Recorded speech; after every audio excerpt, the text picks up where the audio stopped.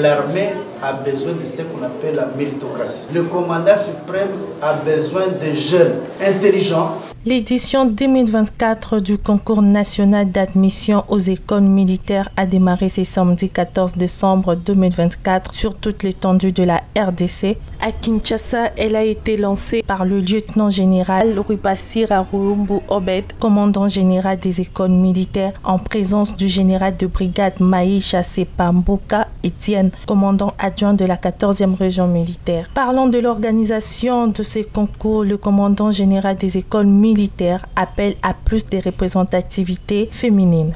Donc aujourd'hui, comme je le dis, il y a un grand pas qui est fait. De l'année passée à cette année, on est passé de 900 participants à 1700. Et donc ça montre combien les jeunes sont déterminés d'aider leur pays dans la défense et l'intégrité du territoire national. C'est pourquoi j'encourage une fois encore nos parents de sensibiliser nos enfants, pas seulement les jeunes garçons, mais aussi les jeunes filles. Quelques candidats se sont exprimés au terme des épreuves. C'était pas facile, mais quand même, j'espère qu'on va réussir. Tu sais que je peux vous recommander, vous qui restez à la maison, de venir participer. Je sais que Dieu va vous faire grâce, nous tous on va réussir. Les examens sont bien déroulés, on a fait l'examen de la culture générale, le français ainsi que la mathématique. Sans les jeunes, notre pays sera vraiment foutu.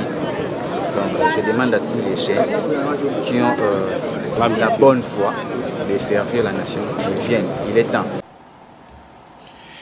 Nous sommes à 18 jours de la fin de l'année 2024. Mesdames et messieurs, bonsoir et bienvenue à cette nouvelle session d'information à la télévision de l'éducation. Dans l'actualité, à la Chambre basse du Parlement, la plénière a adopté 9 projets de loi de ratification, dont un projet de loi modifiant la loi sur la conservation de la nature est déclaré recevable. Sarah Kindela pour le détail.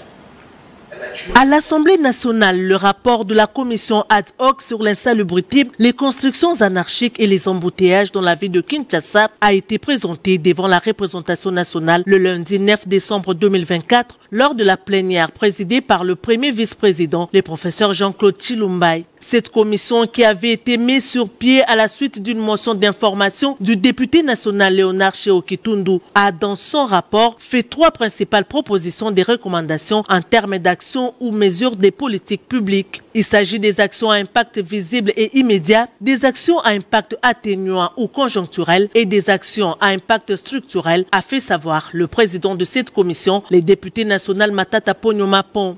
Kinshasa, la capitale, considérée aujourd'hui comme la ville la plus sale du monde, celle qui il y a quelques années, quelques décennies était Kinshasa la belle, ne mérite pas de rester dans cet état. Nous avons utilisé une méthode scientifique pour déterminer les facteurs causaux, les facteurs aggravants et les facteurs entravants. Ce qui nous a permis de proposer des solutions à la fois à court terme, mais aussi des solutions à long terme. Mais nous ne manquerons pas de parler des solutions immédiates. Déclaré recevable par la majorité des députés nationaux présents à l'hémicycle, ce rapport a été par la suite soumis à un débat houleux qui a permis aux élus de se succéder au perchoir pour apporter leur contribution et donner leur avis quant à ce. Après plus de 3 heures de débat, la plénière, à travers un vote, a adopté ce rapport dont les recommandations seront envoyées au gouvernement pour application. Toujours à l'Assemblée nationale, le président de la Chambre basse du Parlement, l'honorable Vital Kamerhe, a ouvert le salon Talatala, organisé conjointement par le groupe d'études sur le Congo, GIEC, et l'Institut congolais de recherche sur la politique, la gouvernance et la violence et Bouteli. Il ne fallait plus suivre ce reportage de Sarah Kindela. Le président de l'Assemblée nationale, le professeur Vital Kamerhe, a ouvert le jeudi 12 décembre 2024 les salons Talatala, organisés conjointement par le groupe d'études sur le Congo et l'Institut congolais de recherche sur la politique, la gouvernance et la violence et Bouteli, en présence du rapporteur Jacques Joly et de l'ambassadeur de Suède en République démocratique du Congo, Joachim Vaverka. Ces salons consacrés à la transparence parlementaire à l'Assemblée nationale a été focalisé sur la présentation des résultats de l'étude étude mettant en lumière les multiples défis auxquels l'Assemblée nationale a été confrontée lors de la précédente législature. Au cours de ce salon, le rapport de cette étude a été remis au numéro 1 de l'Assemblée nationale, le professeur Vital Kamerhe. L'objectif majeur de ce salon est de dialoguer avec les députés, les experts et les citoyens sur les moyens concrets de renforcer la transparence et la recevabilité parlementaire, ainsi que de discuter des changements espérés au cours de cette nouvelle législature.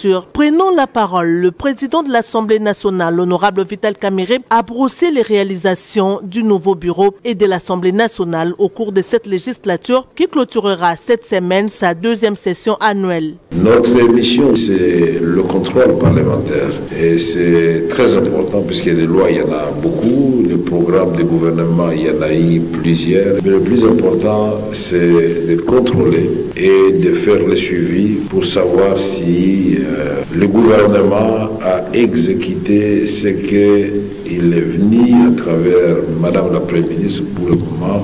C'est d'ailleurs un honneur pour notre pays. Nous avons une première ministre femme.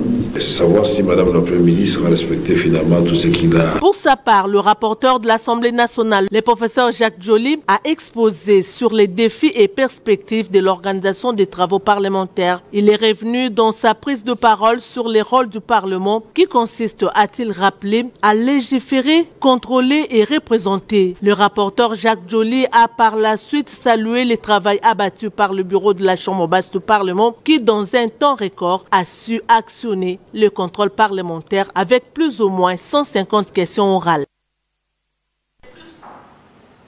Tout à fait autre chose au cours d'un briefing presse tenu le jeudi, allais-je dire, co-animé entre le ministre de la Communication et Médias et le vice-premier ministre de l'Intérieur. La question sur la peine de mort s'est invitée à la suite du lancement de l'opération Ndobo. Pour plus de détails, suivez les réponses du vice-premier ministre, ministre de l'Intérieur, Maître Jekme Chabani au micro de Ginel Pezo.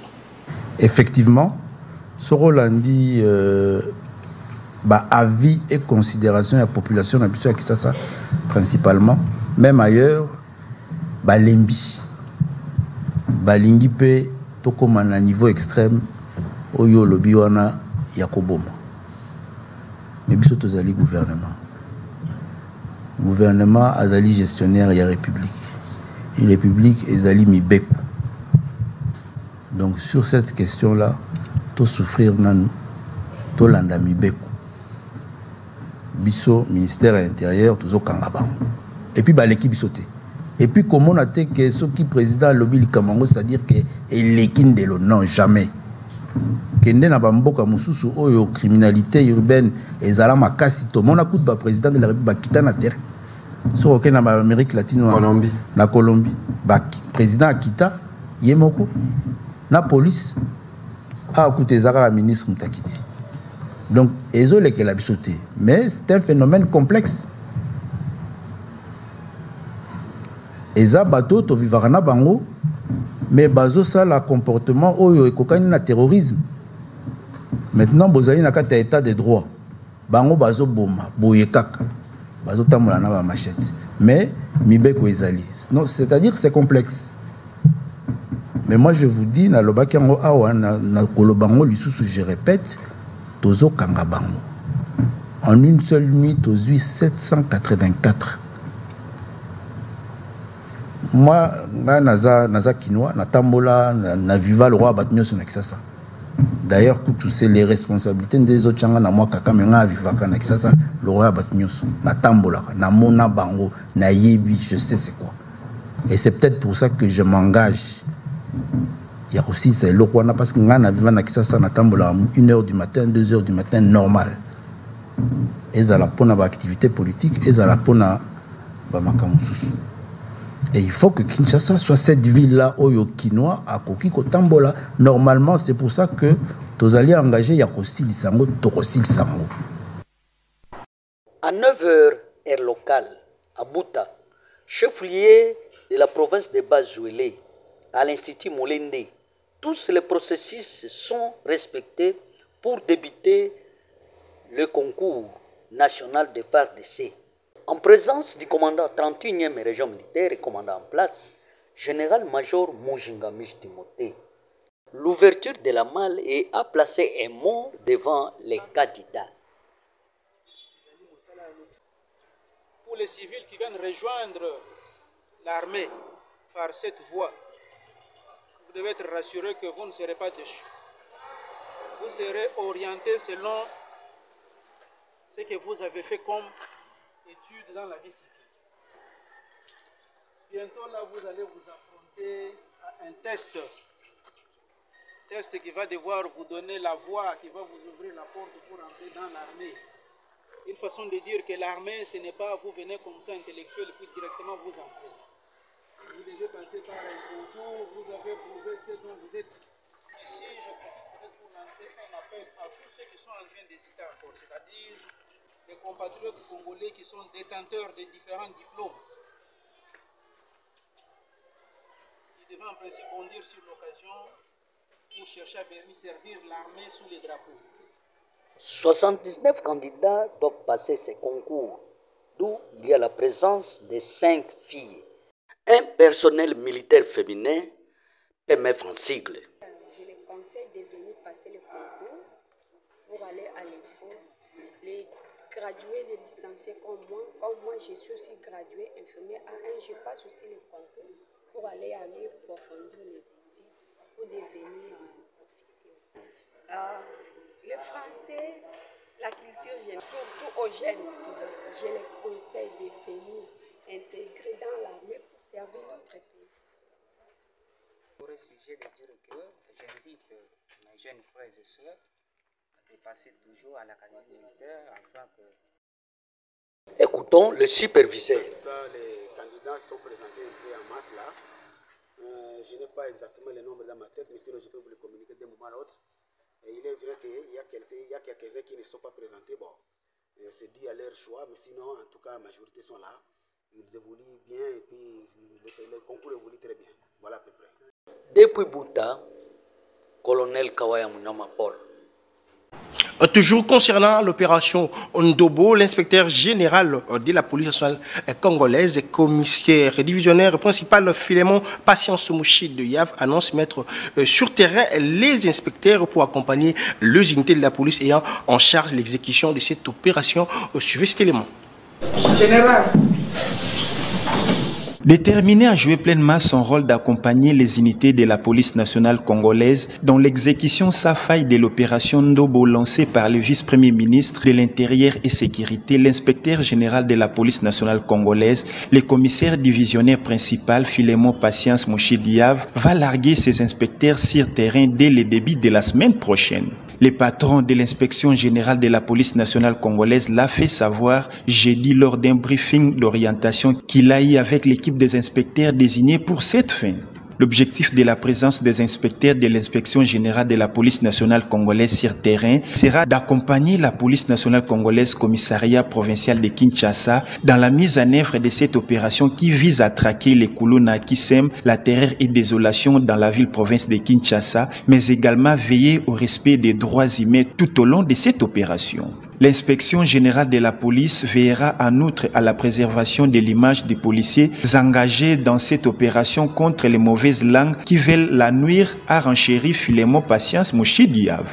À cette même occasion, l'inspecteur général de la police nationale congolaise a instruit à ses inspecteurs à la bonne collaboration avec les unités engagées déjà sur terrain pour la même cause. La RDC est déjà membre de la Commission des droits de l'homme à l'ONU et l'inspection générale de la police nationale congolaise a le devoir d'accompagner le gouvernement de la République démocratique du Congo conformément à ses missions, a ajouté le numéro 1 de l'inspection générale de la police nationale congolaise. Du 20 décembre 2024 jusqu'au 10 janvier 2025, les inspecteurs de la police de l'inspection générale de la police nationale congolaise seront également déployés sur terrain pour suivre de très près la sécurisation de la population et ses biens par la police en cette fin d'année. D'un ton ferme, le général Philémon Patience Mouchi Diav a appelé ses troupes à la discipline et à la fermeté qui doivent les caractériser lors de ces déploiements car la charité bien ordonnée commence par soi-même. Comme on le sait au sommaire, le collectif des chirurgiens dentistes de la République démocratique du Congo a déposé un mémorandum ce vendredi 13 décembre 2024 à l'inspection générale des finances, réclamant ainsi leur prime, allais-je dire, bloquée au ministère de la Santé publique, Hygiène et Prévoyance sociale, alors que le gouvernement avait déjà décanté cette situation depuis l'époque de l'ancien Premier ministre Jean-Michel Sama Lukonde Kenge. Suivez, c'est pour recueillir.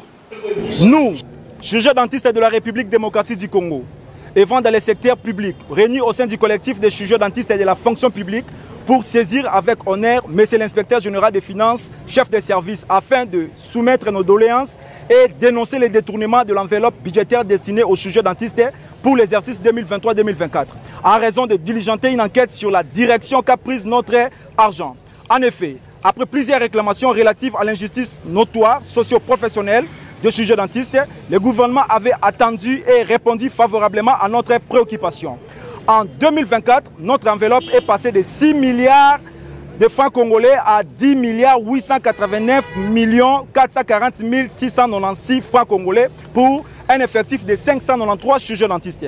Fort étonnant, notre prime de risque n'a connu aucune modification pendant qu'un chirurgien dentiste devrait toucher 1 550 000 de francs congolais par mois au lieu de 847 000 francs congolais actuellement. Changeons les chapitres à présent. Par nos provinces, en Ituri, 14 étudiants sages femmes de cette province ont bénéficié des bourses d'études, une occasion offerte par l'administration aux militaires. Cette nouvelle a été rendue publique le jeudi 12 décembre 2024. Suivez cet élément. L'objectif est d'améliorer significativement les actions de santé publique dans cette province. Le chef de division provinciale de la santé en Ituri l'a affirmé après la réunion du comité provincial du secteur de santé tenue ce jeudi et présidé par le gouverneur militaire de l'Ituri, le lieutenant général Luboyanka Shomadjoni. Au-delà de ces 45 000 $ en appui aux infrastructures, équipements et médicaments qui viennent contribuer à l'amélioration de paquets de soins de deuxième échelon dans quelques structures prioritaires que nous avons évaluées et présenté la situation la semaine dernière à son Excellence, monsieur le gouverneur. Nous avons aussi reçu le matériel pour renforcer le paquet de soins complémentaires dans des FATAC toujours, mais dans l'aire de santé Pimbo. Tout cet appui viennent vraiment au moment indiqué où la population de ces aires de santé n'avait plus accès aux paquets de soins de deuxième échelon, comme je l'ai dit. Un motif de satisfaction pour les médecins responsables du centre de santé de référence de Pimbo. Nous avons reçu la table opératoire, nous avons reçu le microscope binoculaire, nous avons reçu le concentrateur oxygène, nous avons reçu l'otoscope, nous avons reçu les Doppler fœtales. Mis à part ces 14 étudiants sages-femmes boursiers de l'Ituri, plusieurs infrastructures de santé reçoivent divers appuis de l'administration militaire et ses partenaires. Question de matérialiser la vision du chef de l'État, affirmait le directeur général de l'Istanbul. L'autorité a marqué un autre point supplémentaire parce que c'est un événement historique pour les étudiants bénéficier d'une bourse de l'autorité provinciale. Notons que l'accès aux soins adéquats dans toutes les zones de santé demeure parmi les priorités de l'administration militaire de l'Ituri qui exécute sans faille la vision du chef de l'État, Félix Antoine Tshisekedi Tshilombo. Revenons à Kinshasa et parlons religion dans cette session de formation, allais-je dire, dans le cadre du festival Action des Grâces pour ma nation organisé par la matriarche Kinde la Fifi et les réseaux des femmes leaders du réveil. L'ambassadrice de la paix, Aimé Mbananzo, a donné un message fort à toutes les femmes qui ont participé à cette activité dans l'une des langues nationales de notre pays. Suivez, elle a parlé à Kikongo. Sarah Guinela pour le détail.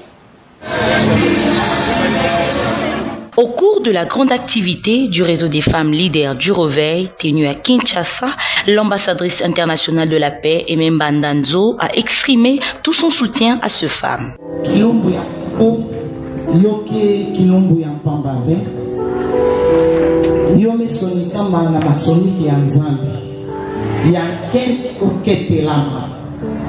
La fondation betu MBDZ mama Telema Kituba nzambe kopaka lokumu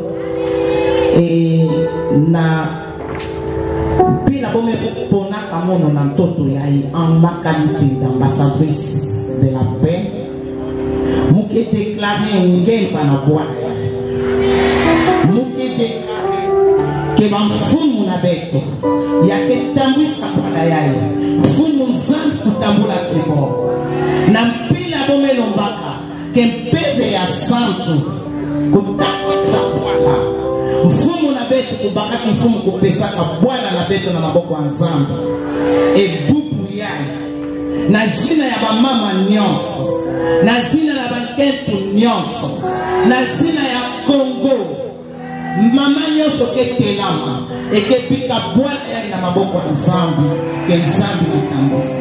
Pour rappel, c'était le week-end dernier qu'a eu lieu la grande activité du réseau des femmes leaders du Réveil à Kinshasa. En sport, pour boucler complètement cette session d'information, déjà après que la discipline Muay Thai est instaurée à l'Est d'Iran, en République démocratique du Congo, Majimawa, Wilfried, président de la Fédération congolaise des Muay Thai, se félicite pour les niveaux atteints par ses athlètes. Il est au micro d'Enoch Moutela. Je crois que nous avons débuté l'année avec Paul Kimuma, qui est allé au championnat d'Afrique. Il était 3e dans sa catégorie. Et là aussi, il vient de clôturer l'année avec l'ordre international Antalya Open Cup, où il est 3e dans 2 catégories, dans la culture, dans le vai-coup et dans la partie compétition. Donc il nous a ramené 2 médailles. Et je crois que nous avons organisé plusieurs activités, notamment celui d'installer au niveau de Kwango, la province de Kwango.